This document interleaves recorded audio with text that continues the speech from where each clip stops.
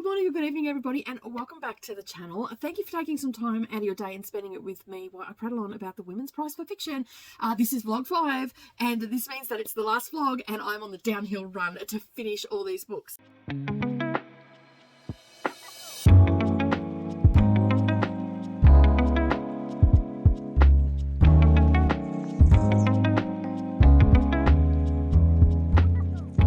Now, you'll please have to excuse me. I'm a little bit sluggish this morning.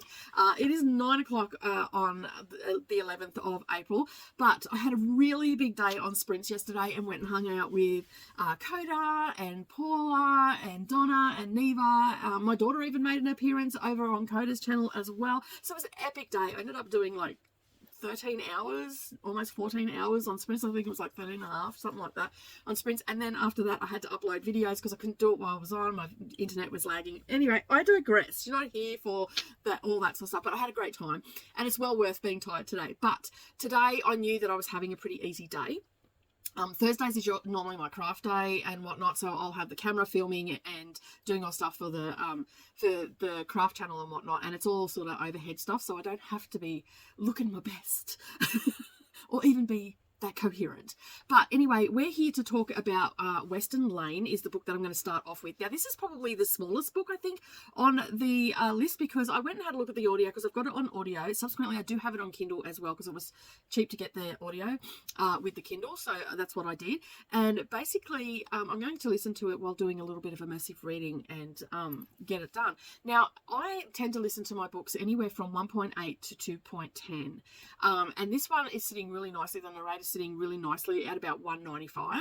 I'm liking the pacing, like I'm liking how the narrator's talking. I just listened to a sample of it at that speed and it sounds really good. So that's what speed I'm going to listen to it at, which means that I'll be finished this book in a little over 2 hours. So I'm going to get a coffee and I'm going to chillax for a little while and just kick back and read this book and get it out of the way. Now, you're probably wondering what it's about.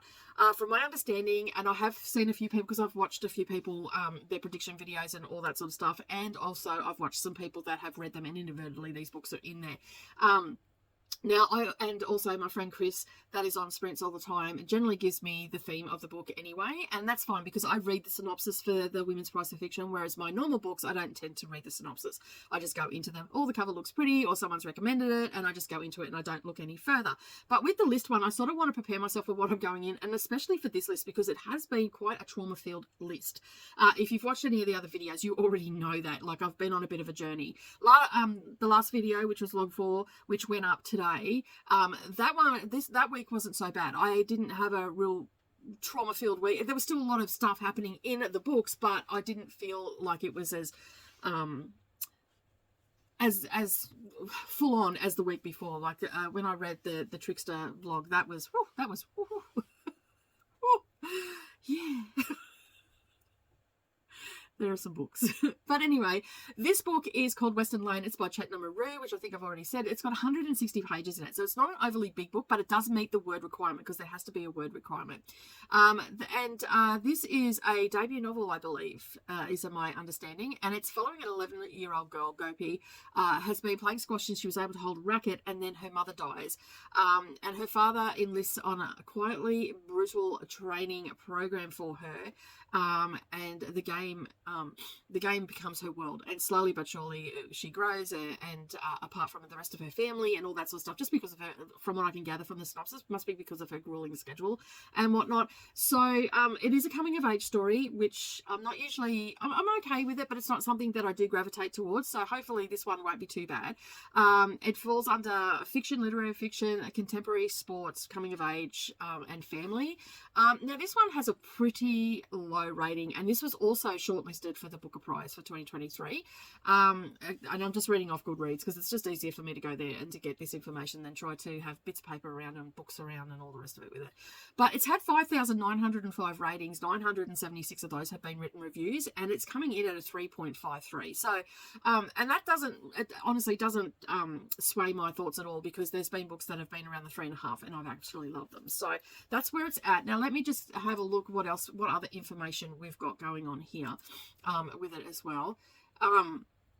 Now, I do struggle sometimes to get these books because they've been published in the UK and they possibly haven't been published here. And a lot of the physical ones I can't get until like June and July. Same as with the non-fiction one as well. I wasn't able to do that. So Western Lane is a great fit for readers who enjoy thoughtful, introspective novels about personal growth, sports, and the complexities of family relationships. Are you surprised that it's around... I mean, wow, another book on the list that's around families and relationships in the families and the complexities of the family relationships. So who knew that that's what the book was going to be? Anyway, I'm just being rather cheeky now. I'm going to get on with this, and I'm not going to do a midpoint check-in because it's 160 pages. Like there's no real point. I'm just going to get stuck into it, get it read, and then I'll move on to the next one. Hey everybody, and welcome back. All right, so I'm just pottering around, and I've been listening to Western Lane, and basically, I don't really have a lot to say. It wasn't a very long book. There was a little bit of sport and everything in that, and whatnot. Sorry, I'm just tidying everything up. So there was a little bit of sport, and it was centered around squash, but mostly it was about the main protagonist's life after her mother passed away, and just her disconnection as things were slowly going on from her sisters and everything like that, who at the beginning of the book were also doing squash. And basically the father was just really struggling with grief. She was struggling with a little bit of grief as well. And yeah, it wasn't, I mean, I've seen people that say how great this book was and all that sort of stuff. For me, it was just a middle of the road book. It was a story. It was a book. I read it. And basically, as I said, it was just centered around grief. We start out, we know that her mother has died, and we know that the father is struggling. We know that everybody else is struggling as well. And sort of just how other relatives and that were using her mother to guilt her into doing things and whatnot. But as I said, she got thrown into the deep end with a schedule of squash and all that sort of stuff. And I sort of, because it was such a short book, there's not really a lot that I can talk about without giving a lot of spoilers. So my general feel of it was, as I said, it was a middle of the road book. There was nothing, compared to the other books that I've read off this list, there was nothing that was a real standout for me in this, except for maybe the fact that I think the reason that the father was struggling so much, especially around her, is because she looks so much like her mother, and he just never got over the death of it. And eventually, you know, like, it just played out and all that sort of stuff. To be honest, I actually didn't really care. I just I got into the story, but I just actually really didn't care about the characters and all that sort of stuff. And I'm just sort of wondering, is it because I have read so many books from this? Well, I've read that was the 12th book, no, the 13th book that I was starting. And basically, you know, again, it was around grief. It was around family dynamics and all of the things that we see we've seen from this list. And I'm just wondering if this book was a little bit lackluster because the simple fact is that I've read so many decent books, even though I've had a really rough ride with it and all that sort of stuff. So I'm just wondering if that's the case. Am I going to reread it again? Probably not, because as I said, I just actually didn't care. Like, it just didn't do it for me. It didn't bring anything to the forefront. I've read books around the death of a mother before, and they were better, in my opinion. And I know that this is probably going to be an unpopular opinion, but I just couldn't get into it. Not even remotely. So, I mean, I listened to it and I was in the story. I probably worded that a little bit wrong. Like, I did get into the story somewhat, but I still there was no care factor there. So I really don't know what else to say about this, because as I said, it was a pretty short book. And if I talk too much about it, I'm actually going to give it away. I've still given it a 3-star rating, because I still think that, story aside, it was well written. It flowed really well. The pacing was really good. The story was somewhat interesting to, maybe just not for me, but for other people, they would really enjoy it. And all the things that I was expecting from the book was there, except I just didn't care about the character, or, you know, and it was sort of a coming of age story. But yeah, without saying too much, I can't say any more than that, because if I say any more, then it's going to give away the ending, and I don't think that would be very fair of me to do that just because I didn't like a book. That'd be just plain out mean for all my viewers that may be interested in it. Like, you know, it definitely did take a little bit of a deep dive into how she was feeling and what she was missing by not having her mother there and all that sort of stuff. But it still wasn't enough for me to actually care that deeply about it. But as I said, that aside, I've still given it a 3-star rating because it was written really well. The pacing was really good. The story was somewhat okay. And I'm just going to leave it at that. So the next one that I am moving on to is The Blue Beautiful World. Now, this is a sci-fi one.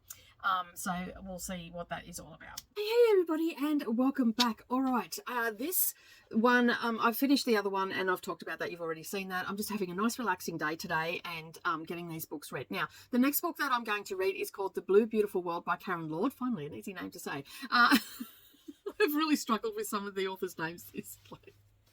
I'm hopeless. I really am. I'm hopeless. All right. So this one is one that I'm not too sure about whether I'm going to like it or not.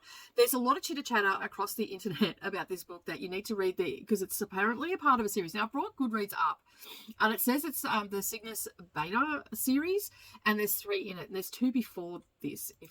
If the sources are correct, yes, there is. The Best of Possible Worlds and The Galaxy Game. Now, from my understanding, this is part of that series, but these are standalone novels. So I'm not 100% sure. I guess we'll find out. This was published back in August of 2023. It is coming in at a small book as well. It's only got 200, well, what I consider a small book. It's got 256 pages in it, and that's in the hardcover because that's all that's up here at the moment. And this one is falling under the genres of science fiction and speculative fiction, science fiction fantasy, aliens and such. So there's a few other labels as well, but that's essentially what it's about. So from my understanding, this is like a cli-fi. It's revolving around rising seas, climate change, all that sort of stuff. And I'm only going off what the synopsis says. I haven't really seen anybody talk about this except for when they've done the reaction videos where they said they thought that this one was part of a series. Why would we have, the 3rd book? I mean, from a marketing point of view, not too shabby, but also a lot of people might not pick that up because they don't want to read 2 other books. I didn't look so I didn't have a look at how long those other books are. Now, I am not going to read the other books, evidently. I'm just going to get into this one. The Blue Beautiful World has a stunning cover, as you can see. I absolutely love this cover. I would have gravitated towards this cover in a bookshop for sure because it's just a really pretty cover. As I said, from my understanding, this is a cli-fi, alien, sci-fi, whatever you want to call it. Honestly, I don't know. I've seen lots of people mention this in their prediction videos, but I haven't really heard of anybody talking about it. I haven't seen anybody that has read it. And I think a lot of people have been put off because it is part of a series and they don't want to go into it in case they have to read the other books. Anyway, I've waffled on enough about that. Let's have a look at its stats, shall we? This one has only had 429 ratings. 113 of those are written reviews. It's coming in at 3.11 star rating, so not great.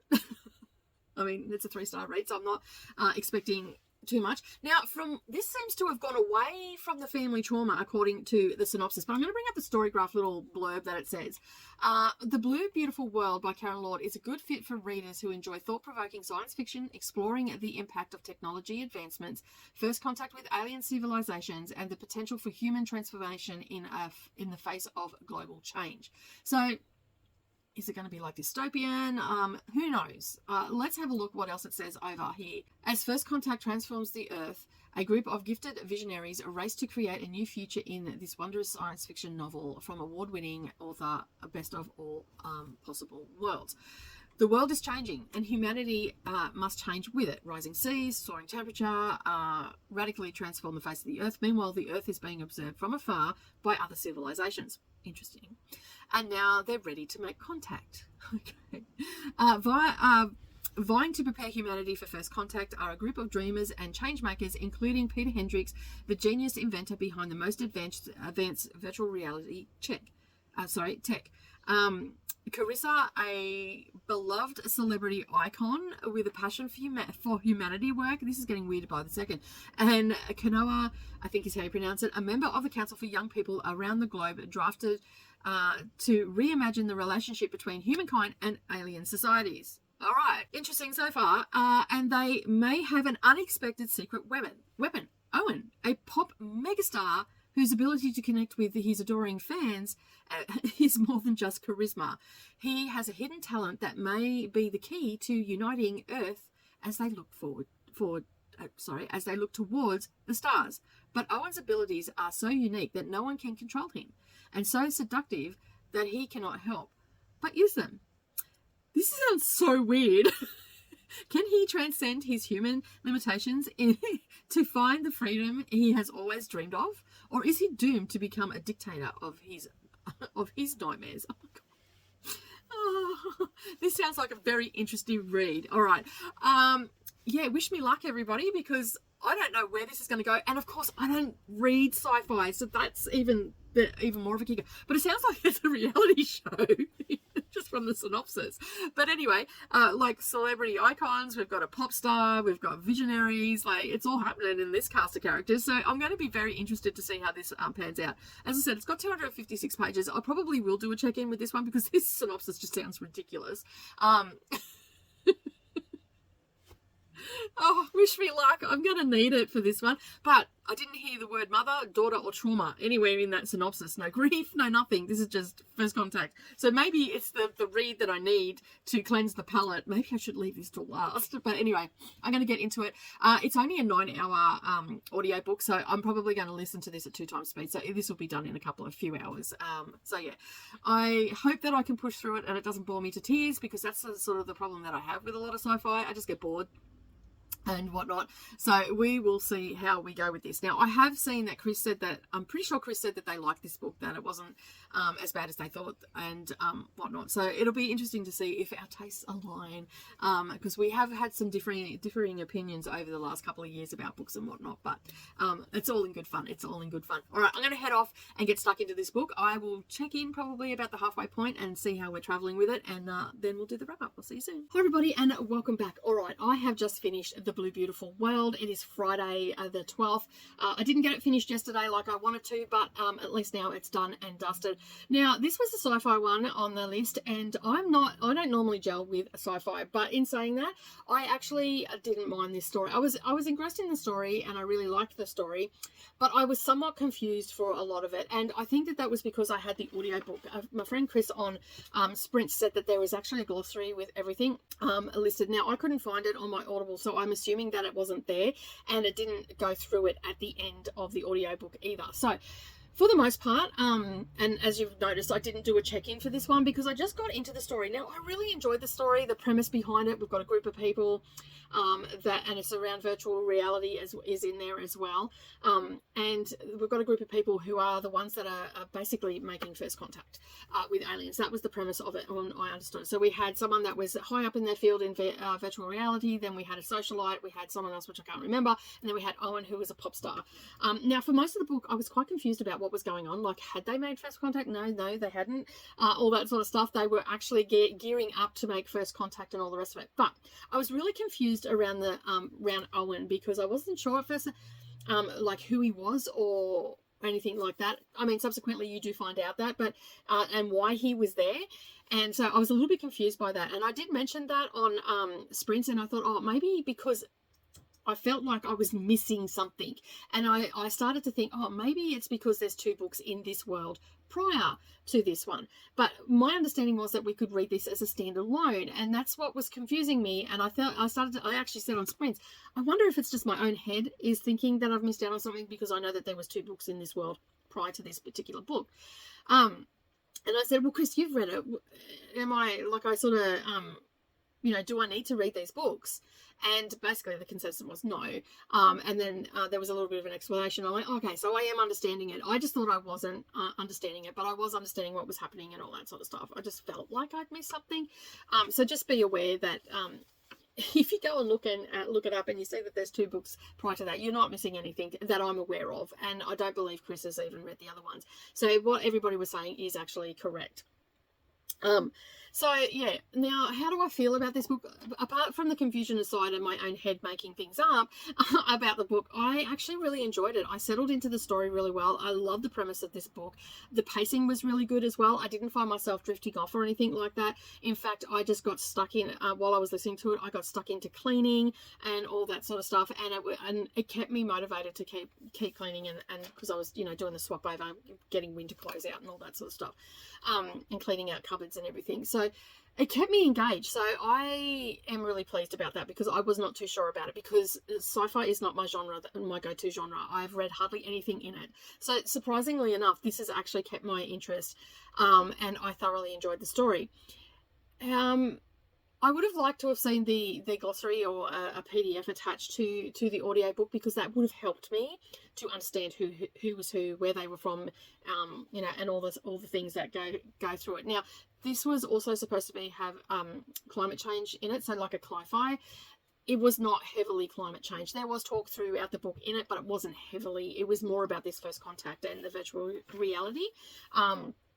And all that sort of stuff. So just be aware of that. There wasn't a lot in there. And if it was so briefly mentioned that I could have even missed it, you know, considering I was a little bit distracted. But I feel, for the most part, I feel like I've been in the story and I was in the world, and I sort of have a somewhat good understanding of it and whatnot. So now you're probably going to want to know my rating. Now, all of the books that I'm reading this week, these were my least ones that I was interested in. So Western Lane, I really had no desire to read. The Blue Beautiful World, apart from the cover, as you can see here, which is absolutely stunning, I had no desire to read because it was sci-fi. And so basically, is that maybe given me a preconceived notion that I'm not going to enjoy these books? I don't think so. I think that these books, I know my reading taste, and I just know that these books aren't for me. But after saying that, I am going to actually rate this one at a 3.75, because I think that it is actually a really good story. Is it enough for me to go and read the other two books? I think it is, to be honest. I feel like I've missed out on something, and I would really like to read those books. So am I going to read them in the next week? No, I've got things that I've got to do, but I'm going to put them onto my TBR because I would like to actually read more from this particular author. And so I'm pretty happy that this was on the list, that I actually read it. And in saying that too, I possibly could have picked this up just from the cover alone, because I have been known to shop the pretty covers. So, so there's a possibility that I may have picked it up anyway. And yeah, I don't really get the, like, yeah, it's got aliens and all that sort of stuff, but and whatnot. But I don't feel like that this is a full-on sci-fi book, and I think that that's what I sort of struggle with, and all that sort of stuff. But anyway, as I said, I've given this a 3.75 star rating. I'm pretty happy with that rating. It's a solid 3.75. So yeah, then if you're interested in sci-fi, I think that you will enjoy this. But just know that there are two other books in this series that came before this book. So yeah, I would say stay tuned to the channel. I may end up reading them in the not too distant future, and then that way you'll know whether you need to read the three of them in sequence or not. But I feel like everybody else is right, that they are standalone and that it's fine to read them. Maybe you might have to read them in order. But anyway, I'm going to head off because I've got to key up my next book, which is an audio book as well. I'm not too sure whether I'm going to go for Rebecca, which is a buddy read that I'm doing, or whether I'm going to go straight into Enter Ghost. But anyway, I'm going to head off, and I'll see you in the next clip. Hi everybody, and welcome back. Okay, so today is the 17th of April. We only have, I think, 7 more days, about a week, maybe 8 days before the shortlist comes out. And this is the second last book that I'm going to talk about. I still have one more to go. But this one is called Enter Ghost. It's by Isabella Hummard. Now, this has a 4.07 rating on Goodreads, and so basically I've already sort of talked about it and what it's about and all that sort of stuff, which for me it was quite surprising that it has this rating. Like, not that I take a lot of stock in the ratings on Goodreads, because sometimes I feel that they're a little bit off, but for the most part it can give me a sort of an indication of where I'm going to go with the book. Now, this book I had a bit of a tough time with. I was reading it on Sprints and all that sort of stuff, and if you were on Sprints, you probably already know that I actually just didn't care about this book very much. Now, let me just say that that's how I was feeling at the time. Did that change somewhat? A little bit. So let me just go into some detail. Okay, so basically we have, what is her name? Sonia. Sonia has gone to Palestine after years of not being there. She's been in England, where she's been doing small-time acting gigs and all that sort of stuff. And so basically she's gone over to Palestine to see her sister, and they've sort of had a bit of a strained relationship over the years and all that sort of stuff. And while she's there, she meets a director and like a local director, and basically the plot just unfolds from that. They're doing a play, Hamlet, all that sort of stuff. Now, that aside, that sort of gets Sonia there and gets her immersed in the community, let's say. Okay, but for this book was a little bit different for me. Like, I actually didn't give a rat's backside about Sonia and her family and all that sort of stuff. For me, I felt like there was other layers to this book, and just giving you a sort of a glimpse into the day-to-day life of checkpoints and all the things that go on, and passports, and how this person can go here and this person can't go here, and this, that, and the other. So when I say I just didn't care, I did care to for the certain topics and the themes in the book. I cared about that stuff, but I just didn't care about Sonia as a character in the book. Why? Why am I reading this book? Is a couple of times I asked myself. Now, if I was ever going to DNF a book, this was going to be it. I really don't have a lot to say about it because, as I said, I just didn't care. And I tried to care. I tried to connect with Sonia, and I just couldn't connect with her. I couldn't connect with her family either. But the things that I did connect with was the struggles that they have, like I said, this displacement, the not knowing from one day to another, and all that sort of stuff, and like those sort of things. I guess like they weren't actually super specific, I guess, but they still provoked a thought process in me. So did the book do its job? This is the question that I asked myself. Yes, it did, because it got me thinking about the peoples of Palestine, the people that are living in the West Bank, the different religions, and how that impacts on daily life, and the war that's been going on there for seems just like forever. And it also brings forward the fact that, the things that are happening there today. So it sort of it highlights the different things that we should be thinking about as a human race. So is it a poignant book that I should have read at this point in time? I guess so, in that aspect. But as far as the story goes, I just didn't really care. I honestly just didn't really care. But in saying that, I like the style of writing, because I did do some immersive reading with this as well as audio. I did like her style of writing. I did connect with that. I liked what she was trying to do with the story as well, like bring the multiple layers from, Shakespeare to what they go through on a daily basis, and also how disconnected Sonia was feeling at times, but was trying to reconnect. That's how I interpreted it. Am I right? I don't know. Did I sort of feel like I was just reading the book and not really paying attention? A little bit, because I just couldn't connect with the character. And anybody who has read a book in its entirety and you haven't connected with the character, I guess you probably have had these sort of feelings as well. For me, that's sort of what happens. I just get a little bit distracted. I'm not really paying attention. But the moments that I did do the immersive reading, and I even went back, I rewound a couple of times and then sort of listened again, and I didn't get anything from it.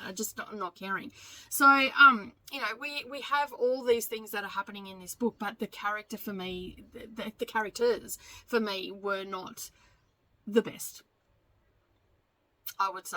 I'm sure someone else will get a lot out of it. I'm still going to give it a 3-star rating because it's just a meh book for me. It's a book that I read. But I know that there are many people out there, and some of my friends would even enjoy this book. I was very, very frustrated with how it ended. And whatnot. But I don't know whether that was a me thing or not. I'm like, what? That's it? Turn the pages, there more. That's how I felt for the ending. But as you can tell from this review, and it's not very much of a review, it's just my general feelings of the book, because I don't feel that I can review the book in any great depth, because I didn't care. And when I don't care, I don't retain information. But there were things to like about this book. As I said, it's thought-provoking. It's highlighting things that the people in the West Bank are going through in this novel, and all that sort of stuff, which subsequently, apart from what's going on right now, which is just an atrocity of what's happening, for all involved, it's just ridiculous. Because I can't wrap my head around it, I feel like it's ridiculous. But I understand they have their beefs with one another, and certain things have happened and brought that to light. This book is enough for people to go and look a little bit deeper. So for me, that gives it a 3-star rating, because it's going to make people think, make people go and look, make people become more knowledgeable in situations around these sort of topics and stuff like that. It might make you go and look a little bit further. But for me, as I said, it's just a 3-star. I felt like, I don't even know how to sort of describe Sonia except for flat. I just felt like there was no depth to her. I felt like she was just whinging. And I don't like to say that because I really do think that this is quite a popular book, but for me, it just didn't cut it. So I'm just going to leave it there, and we're going to move on. And I am reading In Defense of the Act by Effie Black. This is the last book that I'm reading. This one, it will be with my eyeballs. As I said, it is the 17th, which means it's Wednesday for me.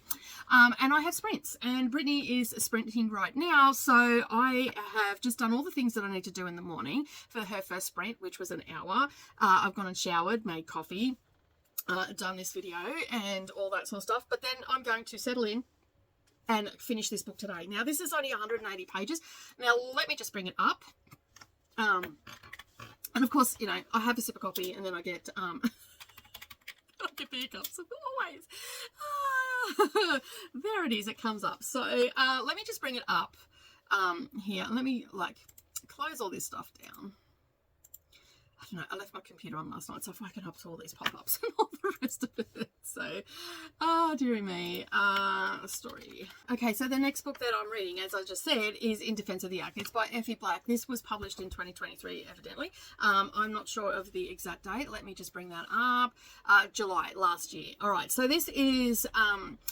we're on Goodreads right now. This has a 4.19 rating, and it's falling under the category of contemporary LGBT, literary fiction, queer mental health. Okay, so it's got a few tags on it and whatnot. And it basically says that this is a book that is good for readers seeking a fast-paced literary exploration of the complexities of family dynamics and the impact of trauma on the difficult topic of suicide. Are you surprised by that? I'm not, because that has been this entire list. It has been a trauma-filled list. And you know what? But at the end of the day, I have found some different books that have, you know, evoked emotion and all that sort of stuff in me, you know, got me thinking. There's been some laugh out loud moments, because at the end of the day, sometimes you have to laugh at the things that are going on in your life and all the rest of it. All right, so when I seen this synopsis is very brief, just saying, okay? So just saying. It's got 182 pages as well. And this is the description, which... when I read this description way back when the list came out and all the rest of it, I'm like, interesting. So this is it. The description in this is very weird. Okay, so if this doesn't want you to read this book, I don't know what is, because I was very intrigued by this, but it wasn't something that I was super interested in because of the suicide theme. I wanted to put that to last because I thought that was going to be a bit heavy and might put me in a little bit of a funk. So I thought I'll put that one to last because that seems like a really heavy topic. Should I have done that? Probably not. Should have chucked it in with the mixed, especially with the 8 Lives of a Century-Old Trickster. It probably would have fitted in a lot better with that one. But anyway, the synopsis says, and it's a very, very, very brief synopsis: are we more like a coffee bean, a carrot, or an egg? What happens to us when we are boiled in the trials and tribulations of life? Jessica Miller is fascinated by the somewhat perplexing tendency of humans to end their own lives, but she secretly believes such an act may not be all that bad after all. So, interesting topic, interesting synopsis, because we're going to obviously be looking at the complexities of someone who is obviously feeling very overwhelmed by life and all the rest of it. But then we also have the other side of it where someone is saying maybe it's not as bad as we might think it is. So I am very, very keen to read this book. I have not seen anybody talk about this book apart from brief mentions, oh, this is what I'm reading or whatever. That I believe, and I'm going to mention Chris again because Chris has been on a journey with me with these books as well. I believe Chris said that they really liked it. So I'm keen to see, because there have been some books that I've liked that Chris hasn't. And I'm not using Chris as a gauge. It's just very interesting to see, like, we read a lot of the similar books and whatnot when it comes to these lists and stuff.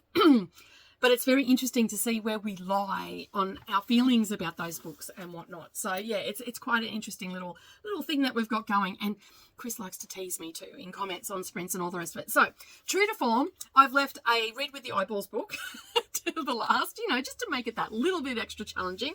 I have already looked at the first chapter. I'm intrigued somewhat. It's not bad writing. It seems okay. I'm pretty happy with it so far. And it basically asking those questions and that were asked. Are we more like a coffee bean, a carrot, or an egg? And I will get into deeper bits and pieces about this book. But for right now, like I said, it's not a very long book, so I should be able to finish it in sprints. I go for about 10 hours today on sprints when I start, and also I've got Brittany's that I'm in the comments for, so there's going to be enough sprints for me to get through this book. And I'm just bringing it up. As I said, it's got a 4.19 rating, but there's only 360 ratings. So that tells me that a lot of people have liked this book. And I'm just going down to see... yeah, out of the 300, it's pretty split. It's pretty split evenly between a 5-star and a 4-star. And if I went, there's only been four people that have rated it 1 and 2 star and 8 for 2 stars. There's been 50 people for 3 stars. So there's 148 5-star ratings on this and 150 star ratings. I'm not going to read anything. But I will say that this is a debut novel. Now, this author has written short stories before, but this is their debut novel. So I'm pretty keen to go and see. I've not read anything of theirs, but I'm pretty keen to see how this book pans out. and as I said, of course, I left an eyeball reading one till last. I probably should have planned that a little bit better. But anyway, it is what it is. It was, this week was always going to be a long week. I should have this book done today and this video up and ready to go as soon as possible. But anyway, I'm going to head off. I hope that you're having a fabulous day no matter where you are. Wish me luck for this book, that it's a good book. And I'm going to end on a high note because I'm telling you now, that last book was not a great book for me. But anyway, I'm going to head off. You have a fabulous day and I'll see you in the next clip. Hi everybody and welcome back. All right, I'm here to talk about the last book on the list, and it is book number 16. I cannot believe that I have read, well, I can because I am quite an avid reader and I don't have much responsibilities anymore for little people or anything like that. Everybody's sort of self-sufficient, so it's given me a little bit of extra time in my day. So, I mean, could I fill it with more craft? Probably, but I'd rather fill it with more reading. So anyway, I'm here to talk about, and my final thoughts on In Defense of the Act by Effie Black. Now, this is a debut novel, which I can't remember whether I mentioned that earlier, but just in case I didn't, it is a debut novel. Now, this author has written a lot of short stories, and from what I can see, and I haven't read any, it's just little bits of information, little tidbits of information, and whatnot. So basically, this is their first novel, and I can honestly say I'm very impressed with this novel. One, the sensitive topic that was in it. Two, the writing was absolutely fabulous. I really connected with the story and all that sort of stuff. So that evidently comes down to the style of writing and whatnot. So basically, we're following Jessica, and she's, talking about her life, and we start out with quite a heavy scene in the book where she is taking a cup of tea to her father, who is asleep, and essentially she's supposed to wake him up, but he had taken quite a number of pills, and she found him in time before end of life happened. Okay, so basically I am going to I probably should start out with saying that if you are ultra sensitive to end of life or person ending their life or anything like that, then you probably should click off now, and just know that I thoroughly enjoyed this book, and so I think you should click off now because the topic in this is ultra sensitive for a lot of people, and you're probably not going to agree with what I've got to say and what my thoughts are about it and all that sort of stuff. So so you might want to click off now. But anyway, for those that are a little bit more, able to handle this topic, and that it is a sensitive topic for a lot of people, and I totally understand that. So if you feel that you need to click off, that is fine. Thank you very much for watching so far, and I'll see you in the next video. But anyway, for those that have stuck around, let's get into this. So we're following the story of Jessica Miller. As I said, she found her dad. Now, he didn't end up ending his life because he was found in time. The mother came up and an ambulance was called, and he survived his attempt to live a long life. We won't say happy life, but anyway, long life. Now, the premise behind this I found very, very interesting.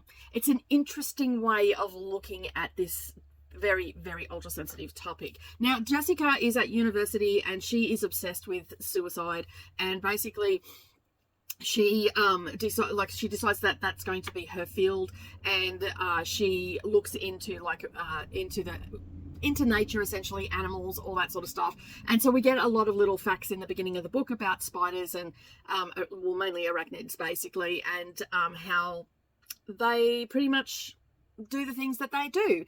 And talking about the Australian redback, for one, where it says in the book, I haven't fact checked this because I'm not interested in spiders, I don't like spiders, and I'm not about to go and research it and fact check this, but I assume that she has done her facts. Okay, the Australian redback spider, apparently the female eats the male.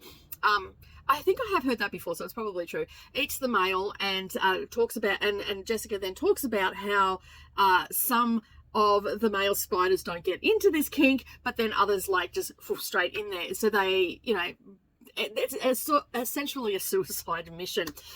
She also touches on, in the beginning of the book, of the Japanese culture surrounding, very, very briefly, just how it's more accepting in the Japanese culture because, like in the World Wars, they had pilots that would essentially commit suicide with their planes, and also the whole thing, if you shame your family and all that sort of stuff, it is honorable to take your own life. Like, they see it as an honor that you have done right by your family and stuff like that. So there's little tidbits like that. So that got me thinking, along with Jessica, who is also thinking along the same lines that I'm thinking now. And then we get these like little snippets of her life when she was at uni, friends that she's made, a friend that committed suicide, another one that starved herself to death through eating disorders, and it is all, revolving around mental illness and all that sort of stuff. And so yeah, and then also giving us the flip side of the coin. Yes, it's devastating that this happened, the parents wanted to know why, this, that and the other, but then the people that were left alone behind, how it affected their lives, but not in a negative way, if that makes sense. So basically, for the one where her male friend Adam, who she had no sexual relationship with, I should probably say that Jessica's actually gay, and so she makes a very strenuous point that she was not romantically involved with Adam, but he was a really close friend, and they had done a lot of things together, and then her friend was supposed to meet up with him. He didn't show. Then they subsequently found out that he had committed suicide, and basically then it goes on. Like at the funeral, the mother going, can someone tell me why? Because there were so many unanswered questions and all that sort of stuff. Why was he feeling so bad that he had to do this? Subsequently, about a month later, a story came out about Adam and how he had killed himself. And also then there was also an opposing story came out and what he was doing in his private life that his friends didn't know about. And he was essentially stalking this girl, making threatening things towards her, and basically making her so uncomfortable that she didn't want to go back to university and all that sort of stuff. And so Jessica was looking at it, well, had he stuck around, two people's lives would have been ruined if he had have gone through with what he was threatening her with, which was her end of life as well. So essentially, the way I interpreted it was the fact that, had he stuck around, two lives would have been ruined, because he probably would have done the things that he said that he was going to do to her, and then also done the things that he ended up doing to himself. So subsequently, by him ending his life, she got to have a long and happy life. And so Jessica was seeing this possibly as a positive. And then we went into the next story, and this was about a girl that she had met, these two girls, and I can't think of the other girl's name, but anyway, this particular couple she had met, hung out with them all the time. They had a fabulous time and all this sort of stuff.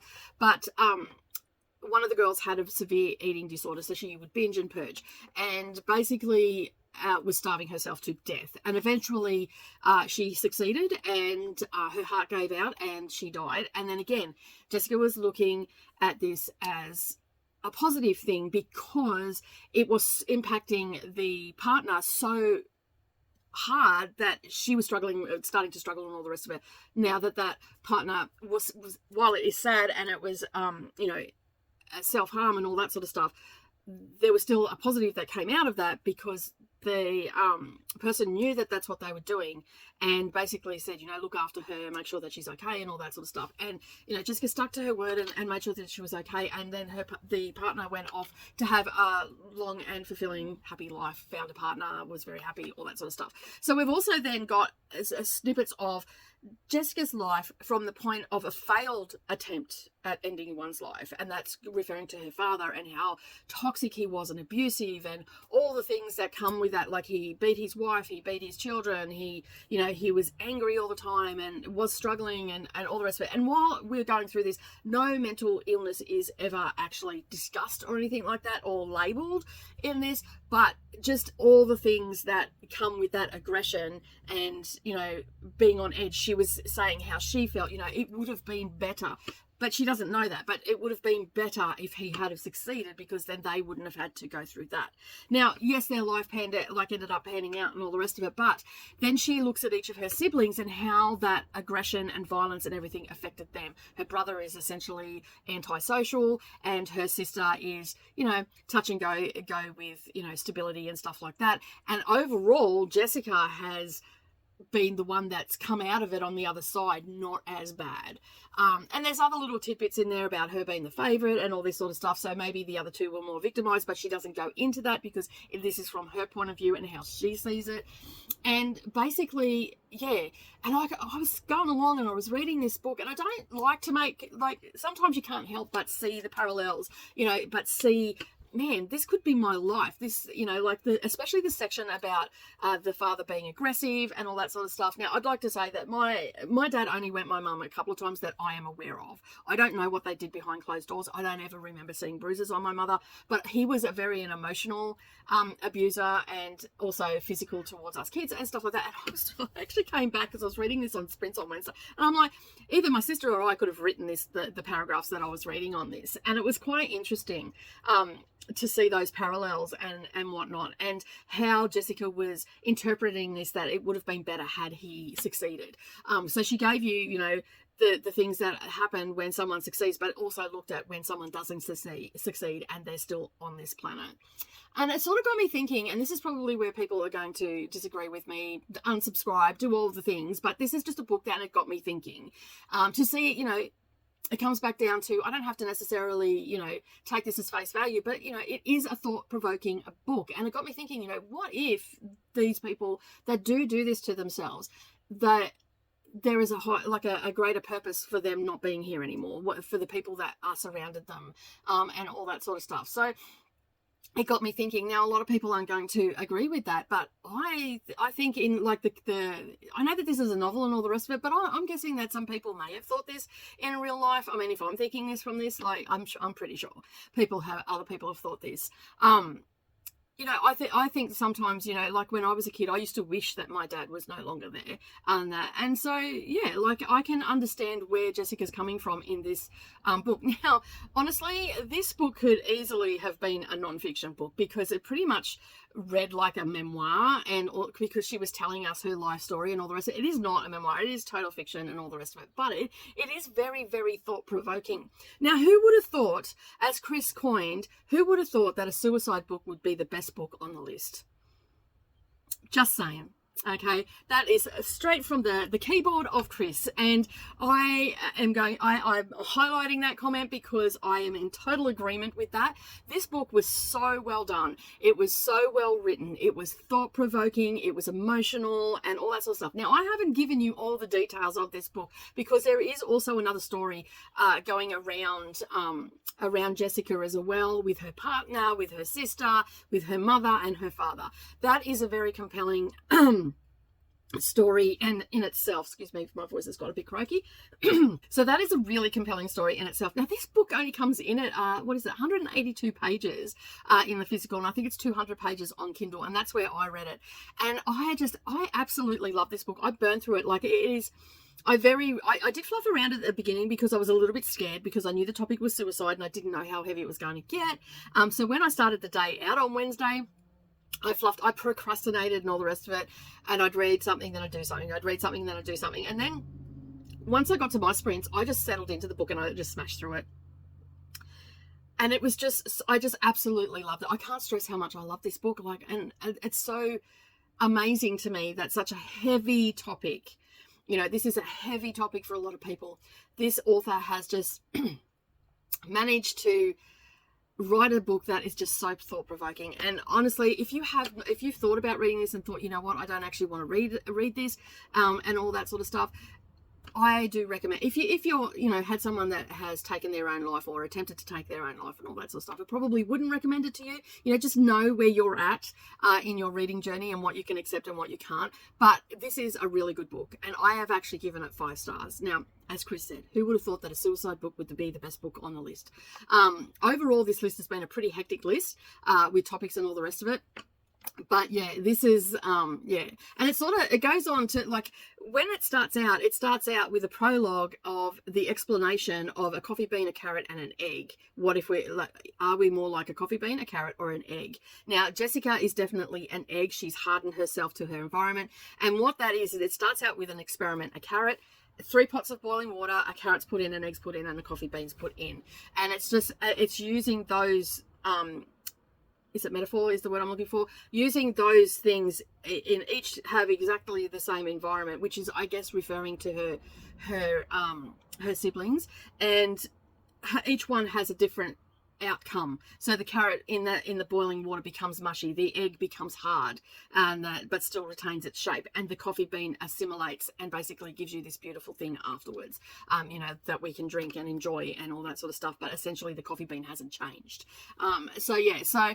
That is the question that is asked at the beginning of the book, and I feel that this is answered by the end of the book. So yeah, I could probably sit here and gush about this, but I just end up repeating myself over and over. But as I said, this was the last book, and I am so glad that I ended on a high, because it was very much looking like I wasn't going to end on a high, and to end with a 5-star book is just absolutely amazing. I just like to say thank you to all the authors that have written the books. While I haven't loved all the books and all the rest of it, I have enjoyed reading your stories and seeing what type of writer you are, if you're a debut novelist, and all that sort of stuff. So it has been, while it has been traumatic, it has been a lot of fun exploring the new authors, and also coming across some authors that have been around for a while but I haven't yet read. And yeah, so I have overall thoroughly enjoyed my journey on the Women's Prize for Fiction, albeit a little bit hectic and a little bit traumatic. I've still enjoyed myself. I've come out the other side, and I feel like I don't need to go to therapy, like I suggested in one of my videos earlier. I feel like I have understood things a little bit more. I've had a couple of epiphanies during this journey as well, especially around motherhood, that, you know what, I wasn't the only person that obviously thinks this, because if an author's writing about it, then obviously, you know, they know someone, or they're experienced it themselves, because I mean, most authors write about stuff that they know, right? Well, I would assume so. And so, yeah, so basically, you know, I've had a couple of epiphanies. I've had thought-provoking books such as this one and all that sort of stuff. So I hope that you've all enjoyed the journey as well. I've tried to go into as in-depth as I can into the books and how I was feeling about them. I'm no scholar when it comes to, you know, analysing books and all that sort of stuff, but I give you my honest feelings and reactions, and I hope that you have appreciated that. And, yeah, and, you know, maybe pick some of these books up, because, as I said, I have not gone into all the details of the books, but there are a lot of different subject matters here that I think that some of you may end up actually liking, and I totally understand that if you have come on the journey with me and you have seen my struggles with some of them, I totally understand if you don't want to pick these books up as well. But don't write the author off, because especially Effie Black, I think she's got a lot to bring to the table. And there's a couple of other authors here. Kate Moss, is it Mott? No, Kate Foster, sorry, wrong author. Kate Foster, who wrote The Maiden. That was also a 5-star read for me. That's historical fiction. I absolutely cannot wait to get my hands on her latest book. I'm a bit jealous. Kay from the UK actually got the ARC for her newest release, and I'm a little bit jealous because I didn't get the ARC. I didn't get approved, so it's still sitting there waiting. So I'm hoping that, above all hope, that I actually get approved for it, but I'm not liking my chances at this point. It's been sitting there for a while. So I'm looking forward to that coming out. And there's been a couple of other ones as well that have been standouts and all that sort of stuff. But what is going to happen now is I'm going to sign off from these in-depth reading vlogs and all the rest of it. As I said, I hope that you enjoyed your time with me this last 5 weeks with these vlogs. Be sure to subscribe to the channel, and hop, skip, and a jump over to the like and give it a thumbs up as well. Leave me a comment down below and let me know how many off the list you've read, if you are reading them. And out of all the vlogs that you've seen so far, which one of the books would you be more likely to pick up? I would love to know that down in the comments. But what's going to happen now is I am going to sit back and think about the 16, and I'm going to do a prediction list. That's going to come out on Monday or Tuesday, my time. So Monday if you're in the Northern Hemisphere. And I'm going to try and predict what I think is going to be on the shortlist, because I've read all the books and all that sort of stuff. So I can probably, I think I can make a pretty informed judgment on that. I'm going to take my biases out of it, and I'm going to look at the book as a whole. So, you know, a lot of people may have DNF'd some of these books or even given them low ratings and all that sort of stuff. I've actually been quite brutally honest with these and given my rating, and I've also looked at the writing style, how well the story was told and all that sort of stuff. So you might be surprised by some of the books that I put onto to my predictions list. And of course, I will also put in there what books I would love to see on the predictions list. And I think you pretty much already know which ones those are. But as I said, that is the end of this vlog. It has been a epic 5 weeks. Thank you to everybody that has joined me. As I said, don't forget to subscribe and like to this video and leave me a comment down below. And as always, keep turning those pages, and I'll see you in the next video. Bye for now.